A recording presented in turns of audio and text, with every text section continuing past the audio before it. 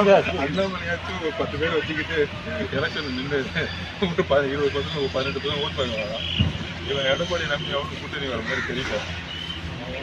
ஆதவர்ஜுன் இவர் பெரிய அரசியல் புளுத்தி அப்படியே தாவேக்காவை தூக்கி நட்ட குத்தலா நிக்க வச்சு நொட்டி புட்டாரு. நீ எல்லாம் ஒரு ஆளுமை இருந்து நீ எடப்பாடி பழனிசாமி பற்றி தவறா பேசுறியா? எடப்பாடி பழனிசாமி கூட கூட்டணி அமைக்க யாரும் வரல நீ சொல்றல. சரி நாய அப்படியே இருக்கட்டும். நடிகர் விஜய் அவர்கள் 1.5 வருஷமா கூட்டிட்டு இருக்காருல கூட்டணி ஆட்சி அமைக்க தயார், எங்க கூட யாரு கூட்டணிக்கு வந்தாலும் நாங்க ஏற்றுக்கொள்ளோம்னு சொன்னார்ல. எத்தனை பேர் உங்க கூட கூட்டணிக்கு வந்தா? பதில் சொல்றான் நாய. புரோக்கர் பயல, உனக்கு என்ன தகுதி இருக்கு நீ எடப்பாடி பழனிசாமி பற்றி பேசுவதற்கு? 2% 3% வாக்கு வங்கி வச்சிருக்கக்கூடிய பிசிகாவோ அல்லது கம்யூனிஸ்டுகள் கட்சி கூட உன் பக்கம் திரும்பி பார்க்கல. நீங்க எல்லாம் ஒரு ஆளுமைன்னு சொல்லிட்டு நீங்க எடப்பாடி பழனிசாமி பற்றி தவறா பேசுறீங்களா? அப்படியே புஷி ஆனந்தும் ஆதவர்ஜுனும் அப்படியே கேஷுவலா பேசிட்டு வராங்களா, நக்கலா பேசுறாங்களா? உனக்கு என்ன அரசியல் தகுதி இருக்குது நாயே இதை பற்றி பேசுவதற்கு? எடப்பாடி பழனிசாமி யாரு தெரியுமா? சாதாரண வார்டு உறுப்பினர்ல இருந்து கிளைக்கழக செயலாளர் இருந்து இன்றைக்கு தலைமையினுடைய உச்சத்தை பெற்றிருக்கிறார். அஇஅதிமுக என்ற தமிழ்நாட்டினுடைய ஒரு மிகப்பெரிய அரசியல் இயக்கத்தினுடைய தலைவராக உயர்ந்திருக்கிறார். இதுதான் ஜனநாயக பூர்வமாக வளர்ந்து வருவது. உனக்கு என்ன அரசியல் தகுதி இருக்கிறது?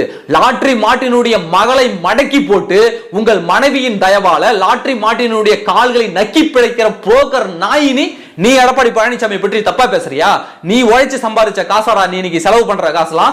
லட்சக்கணக்கானவருடைய தாலியை அறுத்து உன் மாமனார் சம்பாதிக்கிறான் லாட்டரி பணத்துல. அந்த லாட்டரி பணத்தையும் உன் மாமனார் காலில் விழுந்து அவன் காலை நக்கி நீ இன்னைக்கு பொழைச்சிக்கிட்டு இருக்கிற. நீ என்னமோ உழைப்பால உயர்ந்த மாதிரி நீ எடப்பாடி பழனிசாமி பற்றி பேசுற. உனக்கு என்ன தகுதி இருக்கு? லாட்டரி மாட்டினுடைய மருமகன் என்பதை தவிர வேற என்ன தகுதி உனக்கு இருக்கிறது? வா மச்சான், அதாவது லாட்டரி மாட்டினுடைய மகன் அவரே சில நாட்களுக்கு முன்பு உனக்கும் உன்னுடைய கருத்துக்கும் அவங்க குடும்பத்துக்கும் சம்பந்தம் இல்லைன்னு சொன்னாரா இல்லையா? எங்க அப்பாவுடைய பணத்தை ஒரு தவறா முறைகேடா பயன்படுத்துறாருன்னு குற்றம் சாட்டினாருனா இல்லையா? அப்ப கூட உனக்கு புத்தி வரல. நீ இதுக்கு முன்னாடி திமுகவுடைய கால்களை நக்கிட்டு கிடந்த, அங்க சீட்டு கொடுக்கல அப்படின்னு உடனே விசிகா கிட்ட போன. விசிகாவும் அவங்களால பொது தொகுதி கொடுக்க முடியலன்னு அவங்களோட முதுகுல குத்திக்கிட்டு இன்னைக்கு நடிகர் விஜயின் பின்னாடி உட்கார்ந்து கூட நீ வேஷம் போட்டு எடப்பாடி பழனிசாமி அவர்களை தவறாக பேசிக்கிட்டு இருக்க. நடிகர் விஜய் அவர்களுக்கு நாங்கள் சொல்வதெல்லாம் ஒன்றுதான். இது போன்ற தற்குறி புரோக்கர் பயல்கள் எல்லாம் கூட வச்சுக்கிட்டு இந்த மாதிரி தவறான பேசக்கூடிய வேலைகளை நீங்க அனுமதிச்சீங்கன்னாக்க அதன் பிறகு அதனுடைய பின்விளைவுகள் நீங்களே எதிர்பார்க்காத அளவிற்கு மிக பயங்கரமானதாக இருக்கும் என்பதை மட்டும் நாங்க தெள்ள தெளிவா சொல்லிக்கிறோம். மாமனார் காசுல வாழக்கூடிய இந்த எச்சை புரோக்கர் பயல்கள் எல்லாம் கட்சியில வச்சுக்கிட்டு இந்த மாதிரி பேச விட்டுட்டு இருந்தீங்கன்னா அப்புறம் வேற மாதிரி ஆயிடும். இவெல்லாம் ஒரு ஆளுமை இருந்து இவனுக்கெல்லாம் நாங்க வீடியோ போட வேண்டியது இருக்குது. தம்பி ஆதவர்ஜுனா, நீ அஇஅதிமுகவை திமுக போல விசிகா போல நினைச்சிட்டு இருக்க.